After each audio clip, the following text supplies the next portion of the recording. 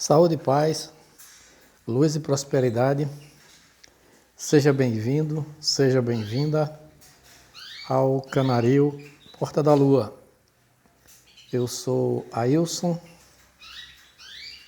professor da área de linguagens, ensino fundamental e médio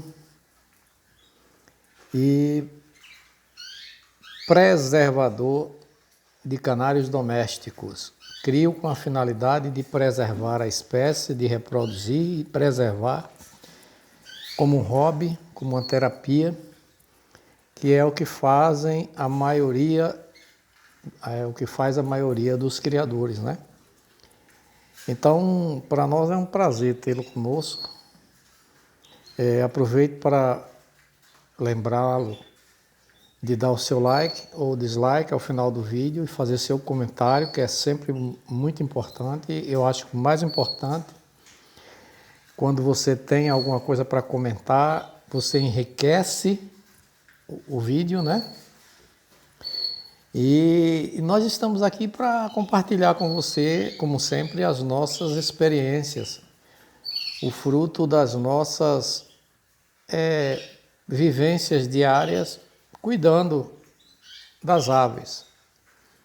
Lembrando que, mesmo que você não seja criador de canários, seja criador de outras aves, esse vídeo é importante para você porque existem generalidades na criação que aplicam-se não apenas a uma determinada espécie, mas a todas as aves, né? Então, o vídeo é para todos os amantes da ornitologia, né? Da criação de aves em ambiente doméstico, como nós fazemos, em ambientes controlados, como nós fazemos. Esse vídeo, ele tem a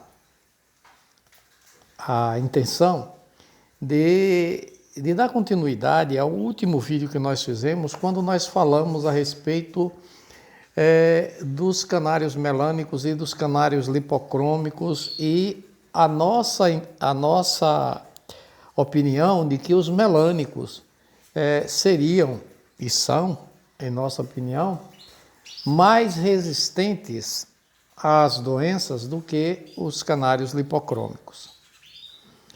Como o vídeo ficou grande, o primeiro vídeo, nós não tivemos oportunidade de expressar tudo que nós pensávamos a respeito, ou pelo menos os pontos que nós consideramos essenciais, consideramos que devam ser destacados, né, para conhecimento de todo mundo que cria canário ou que cria outras aves.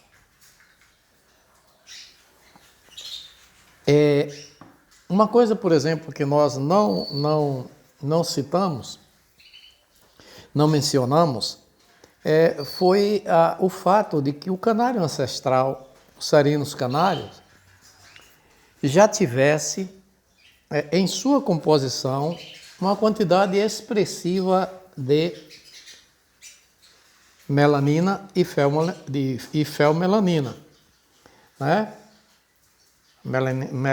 A eumelanina negra, a marrom e também a felmelanina já se encontravam presentes nesse canário ancestral. Encontra-se, porque o canário ancestral ainda existe, lá nas Ilhas Canárias, no Marrocos, né? Na região do Marrocos. Então, essas melaninas já faziam parte do cabedal genético do canário ancestral. E as melaninas, elas estão presentes em quase todos os pássaros, em quase todas as aves que nós conhecemos. E parece que elas têm um fator importante, não apenas de colorir, não apenas de dar ou de tingir os lipocromos, mas parece que elas desenvolvem no organismo da ave. Nós não temos competência científica para fazer essa afirmação, mas dizemos que parece que elas desenvolvem no organismo dos animais, das aves, no caso, uma uma função maior do que apenas colorir determinadas partes, mas sim atuar no fortalecimento até de determinados organismos. Então, é muito comum a gente observar, por exemplo, um canário que tem patas ou partes córneas, o bico preto, mais preto, as unhas mais pretas. É muito difícil observar que essa ave ela venha desenvolver fungos, que ela venha desenvolver problemas nas patas. Em comparação com as lipocrômicas, com aquelas aves que têm os pés bem clarinhos, porque não tem melanina na sua composição, geralmente são aves sem lipocromo, como os brancos recessivos, ou são aves predominantemente lipocrômicas, como os amarelos, os vermelhos, e que tem patas muito brancas e bico branco. Geralmente eu tenho observado no meu plantel que tem uma prevalência maior de fungos, de doenças que atingem as patas dessas aves, em detrimento daquelas outras que têm as partes córneas, desculpem, o bico, as unhas negras ou bem amarronzadas, parecem ser mais resistentes aos fungos de pé. Né? Então, a gente observa tudo isso para chegar a essa conclusão de que os canários predominantemente melânicos teriam uma maior resistência a doenças do que aqueles predominantemente lipocrômicos. Então, uma coisa que é muito interessante da gente observar, a gente observa até com os canários SRDs, os canários sem raça definida, chamados vulgarmente de pé duro, é uma definição que eu não gosto de dar, porque pé duro era para cavalo, tem uma história dos cavalos pé duros, e aí colocaram nos cachorros, nas aves, mas não tem nada a ver. Mas enfim, os canários SRDs, que nós chamamos de pé duros, os lipocrômicos, eles também são mais resistentes do que os melânicos, desculpem, eles são bem mais resistentes do que os lipocrômicos. Então, quanto mais o canário é escuro, quanto mais o canário tem melanina e feomelanina, eumelanina e feomelanina, quanto mais ele tem, quanto mais a cor dele é escura, quanto mais ele é pigmentado, quanto mais ele tem aquelas escamas, aqueles desenhos, mais ele parece ser mais forte. E isso nós vemos com relação aos SRDs, que nós chamamos pé duro, que a maioria são predominantemente melânicos, né? A maioria deles são canários que se chamam canários pintados, mas a pintura dele tem muito mais marrom e muito mais preto do que vermelho, do que amarelo, né? Então, quando a gente encontra um SRD que ele não é desenhado, ele é verde, que é chamado salsa em determinadas regiões, como na minha região, e aquilo nada mais é do que o lipocromo amarelo misturado com a eumelanina negra, né?